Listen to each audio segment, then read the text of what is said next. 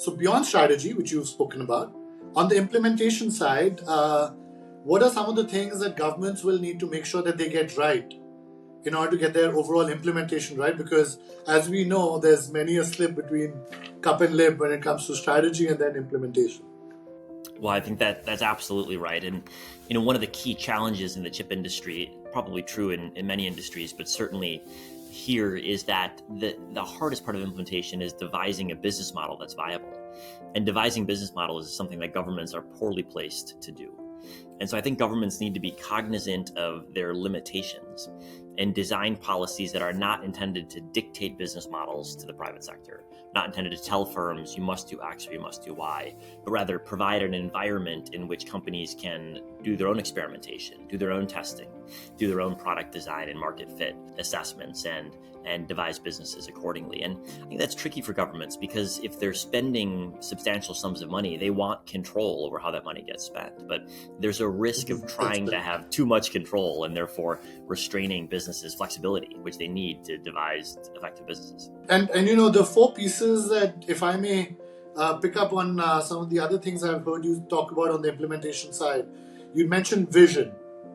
You'd mentioned whether you're putting money behind the right projects, right? You've mentioned whether there are the appropriate monitoring structures to make sure that that money is being spent correctly and the projects are being implemented successfully.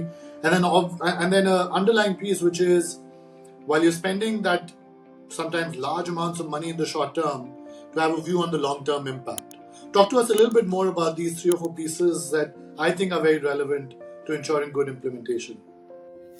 Well, maybe to start with the short term versus long term, I think it's relatively straightforward for governments if they're willing to spend money to get an immediate result. If you pay companies to build factories, they will build factories. If you pay companies to sell certain types of products in a given region, they'll sell those products. But it's harder to get companies to do things after government spending has dried up.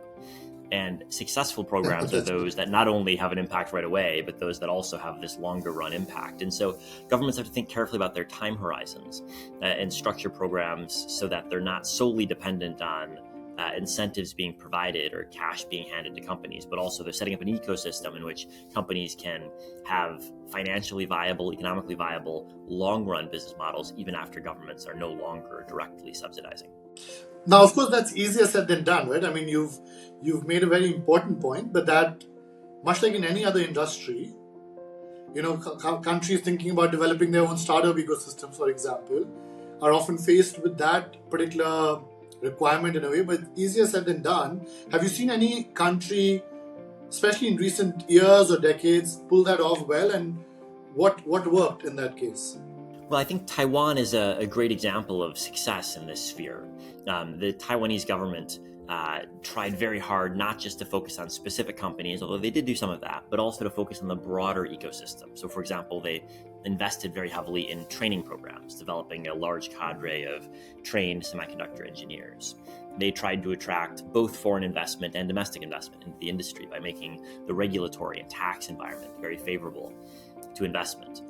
To make manufacturing more straightforward, they set up big industrial parks that had all the water and the power and the chemicals hookups already for companies, that all companies had to do was build their new facilities. And so all of these steps were not about helping individual companies, they were about helping create an environment that was very amenable to investment in the chip industry. And that meant that when the Taiwanese government did invest in specific companies, those companies were already primed to do well because there was already this ecosystem in place, the environment was already set up, and companies had a very fertile environment in which to grow.